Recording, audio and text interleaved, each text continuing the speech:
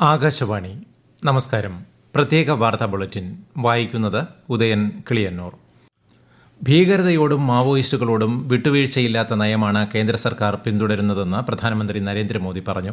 ന്യൂഡൽഹിയിൽ rising north east നിക്ഷേപക ഉച്ചകോടി ഉദ്ഘാടനം ചെയ്ത് സംസാരിക്കുകയായിരുന്നു അദ്ദേഹം. വികസിത ഇന്ത്യ എന്ന ലക്ഷ്യം സാക്ഷാത്കരിക്കാൻ രാജ്യത്തിന്റെ എല്ലാ കോണിലും വികസനം എത്തേണ്ടതുണ്ടെന്നും വടക്കുകിഴക്കൻ മേഖലയുടെ വികസനത്തിന് അതിൽ നിർണായക സ്ഥാനമുണ്ടെന്നും അദ്ദേഹം പറഞ്ഞു. കഴിഞ്ഞ 11 വർഷത്തിനിടെ വടക്കുകിഴക്കൻ സംസ്ഥാനങ്ങളിൽ വലിയ തോതിലുള്ള വികസനമാണ് ഉണ്ടായതെന്നും അദ്ദേഹം ചൂണ്ടിക്കാട്ടി.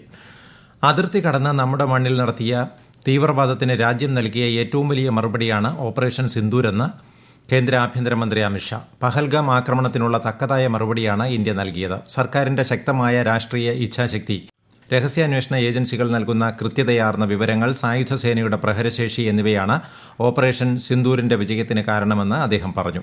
ന്യൂഡൽഹിയിൽ നടന്ന BSFന്റെ സൈനിക ബഹുമതിദാന ചടങ്ങിനെ അഭിസംബോധന ചെയ്യുകയായിരുന്നു അദ്ദേഹം.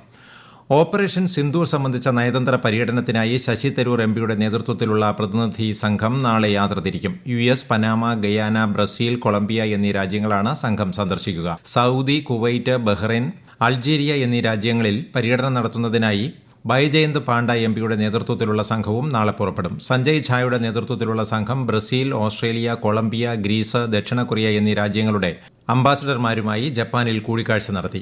കനിമൊഴി MPയുടെ നേതൃത്വത്തിലുള്ള സംഘം റഷ്യയിൽ പര്യടനം തുടരുകയാണ്.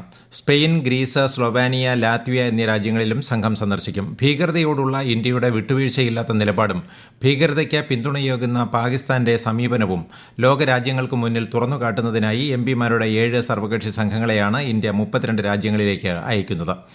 രാജ്യത്തെ വിദ്യാഭ്യാസ സ്ഥാപനങ്ങളെ പുകയില ലഹരി വിമുക്തമാക്കുന്നതിനുള്ള നടപടികൾ ശക്തമാക്കി കേന്ദ്ര വിദ്യാഭ്യാസ മന്ത്രാലയം. വിദ്യാഭ്യാസ സ്ഥാപനങ്ങൾക്ക് ചുറ്റുമുള്ള പ്രദേശങ്ങളെ പുകയില, മദ്യം, മയക്കുമരുന്ന് എന്നിവയിൽ നിന്ന് മുക്തമാക്കുന്നതിനുള്ള നിയമങ്ങളും മാർഗനിർദ്ദേശങ്ങളും കർശനമായി നടപ്പിലാക്കാൻ എല്ലാ സംസ്ഥാനങ്ങൾക്കും കേന്ദ്രഭരണ പ്രദേശങ്ങൾക്കും മന്ത്രാലയം നിർദ്ദേശം നൽകി. മന്ത്രാലയത്തിന് കീഴിലുള്ള സ്കൂൾ വിദ്യാഭ്യാസ സാക്ഷരതാ വകുപ്പിന്റേതാണ് നിർദ്ദേശം. പശ്ചാത്തല സൌകര്യ വികസനത്തിനും സാമൂഹ്യക്ഷേമത്തിനും തുല്യ പ്രാധാന്യം നൽകുന്ന സർക്കാരാണ് കേരളത്തിലേതെന്ന് മുഖ്യമന്ത്രി പിണറായി വിജയൻ. സംസ്ഥാന സർക്കാരിന്റെ 4ാം വാർഷിക ആഘോഷങ്ങളുടെ സമാപന സമ്മേളന ഉദ്ഘാടനവും 4 വർഷത്തെ പ്രവർത്തനങ്ങളുടെ പ്രോഗ്രസ് റിപ്പോർട്ട് പ്രകാശനവും തിരുവനന്തപുരത്തെ പുത്തരിക്കണ്ടം മൈതാനിയിൽ അദ്ദേഹം നിർവഹിച്ചു. കഴിഞ്ഞ മാസം 21-ന് കാസർഗോഡ് നിന്ന് തുടക്കം കുറിച്ച വാർഷിക ആഘോഷങ്ങൾക്കാണ് ഇന്ന് സമാപനമായത്. ദക്ഷിണ പൂർവേഷ്യൻ രാജ്യങ്ങളിൽ കോവിഡ് കേസുകൾ വലിയ തോതിൽ റിപ്പോർട്ട് ചെയ്യുന്നതിനാൽ സംസ്ഥാനത്ത് നിരീക്ഷണം ശക്തമാക്കണമെന്ന് ആരോഗ്യമന്ത്രി വീണ ജോർജ്. കോവിഡ് കേസുകളുടെ വർധനവ് കണ്ടെത്തി പ്രവർത്തനങ്ങൾ ഏകോപിപ്പിക്കണമെന്നും ജില്ലകൾ കൃത്യമായി കോവിഡ് കേസുകൾ റിപ്പോർട്ട് ചെയ്യണമെന്നും മന്ത്രി നിർദ്ദേശം നൽകി. 273 കോവിഡ് കേസുകളാണ് മെയ് മാസത്തിൽ സംസ്ഥാനത്ത് റിപ്പോർട്ട് ചെയ്തിട്ടുള്ളത്. സംസ്ഥാനത്ത് അടുത്ത 7 ദിവസം വ്യാപക മഴയ്ക്ക് സാധ്യതയെന്ന് കേന്ദ്ര കാലാവസ്ഥാ വകുപ്പ്. അതിതീവ്ര മഴയ്ക്കുള്ള സാധ്യത പരിഗണിച്ച് കണ്ണൂർ, കാസർഗോഡ് ജില്ലകളിൽ നാളെ ചുവപ്പ് ജാഗ്രത നൽകിയിട്ടുണ്ട്. 9 ജില്ലകളിൽ നാളെ ഓറഞ്ച് ജാഗ്രതയും തിരുവനന്തപുരം, കൊല്ലം, ആലപ്പുഴ ജില്ലകളിൽ മഞ്ഞ ജാഗ്രതയുമാണ്. അടുത്ത 2 ദിവസത്തിനുള്ളിൽ സംസ്ഥാനത്ത് കാലവർഷം എത്തിച്ചേരും. കേരള, കർണാടക, ലക്ഷദ്വീപ് തീരങ്ങളിൽ മത്സ്യത്തൊഴിലാളികൾ കടലിൽ പോകരുതെന്ന് നിർദ്ദേശമുണ്ട്. തൃശൂരിൽ ശക്തമായ കാറ്റിലും മഴയിലും കോർപ്പറേഷന് മുന്നിൽ റോഡിലേക്ക് ഇരുമ്പ് മേൽക്കൂര മറിഞ്ഞു വീണു. തൃശൂർ മുനിസിപ്പൽ സ്റ്റാൻഡിന് മുന്നിൽ ഗതാഗതം സ്തംഭിച്ചു. IPL ക്രിക്കറ്റിൽ royal Challengers Bengaluru Sunrisers Hyderabad മത്സരം പുരോഗമിക്കുന്നു. ടോസ് നേടിയ റോയൽ ചലഞ്ചേഴ്സ് ബംഗളൂരു ബൌളിംഗ് തെരഞ്ഞെടുത്തു. ലക്നൌവിലാണ് മത്സരം. പ്രധാനമന്ത്രി നരേന്ദ്രമോദി ആകാശവാണിയിലൂടെ ജനങ്ങളുമായി ആശയങ്ങൾ പങ്കുവയ്ക്കുന്ന പ്രതിമാസ റേഡിയോ പ്രഭാഷണ പരിപാടി മൻ കി ബാത്ത് ഈ മാസം 25-ന്. പരിപാടിയുടെ 122ാം പതിപ്പാണിത്. പരിപാടിയെക്കുറിച്ചുള്ള ജനങ്ങളുടെ അഭിപ്രായങ്ങളും ആശയങ്ങളും നരേന്ദ്രമോദി ആപ്പിലൂടെയും MyGOV ഓപ്പൺ ഫോറത്തിലൂടെയും അറിയിക്കാനുള്ള സമയപരിധി ഇന്ന് അവസാനിക്കും.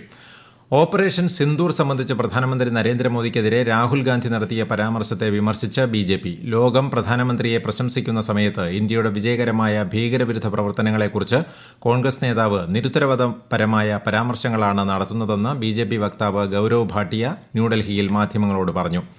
ഇന്ത്യയും പാകിസ്ഥാനും നേരിട്ട് ചർച്ച ചെയ്തതാണ് വെടിനിർത്തൽ സംബന്ധിച്ച ധാരണയിൽ എത്തിയതെന്ന് മെയ് 10-ന് ഇന്ത്യ പാകിസ്ഥാനെതിരെ നടത്തിയ ആക്രമണമാണ് ഇതിലേക്ക് നയിച്ചതെന്നും വിദേശകാര്യമന്ത്രി S. ജയശങ്കർ ഡെൻമാർക്കിലെ ഒരു വാർത്താ ചാനലിന് നൽകിയ അഭിമുഖത്തിലായിരുന്നു അദ്ദേഹത്തിന്റെ പ്രതികരണം. സംസ്ഥാനത്ത് നിർമ്മാണത്തിലുള്ള ദേശീയപാത വിവിധ സ്ഥലങ്ങളിൽ തകർന്നതുമായി ബന്ധപ്പെട്ട് റിപ്പോർട്ട് സമർപ്പിക്കാൻ ദേശീയപാത അതോറിറ്റിക്ക് നിർദ്ദേശം നൽകി ഹൈക്കോടതി. ഇതിന് 10 ദിവസം സാവകാശം വേണമെന്ന് NHAI ആവശ്യപ്പെട്ടെങ്കിലും ഇക്കാര്യം വ്യാഴാഴ്ച വീണ്ടും പരിഗണിക്കുമെന്ന് കോടതി അറിയിച്ചു. പ്രത്യേക വാർത്താ ബുള്ളറ്റിൻ കഴിഞ്ഞു. അടുത്ത വാർത്താ പ്രക്ഷേപണം നാളെ രാവിലെ 6:45-ന്.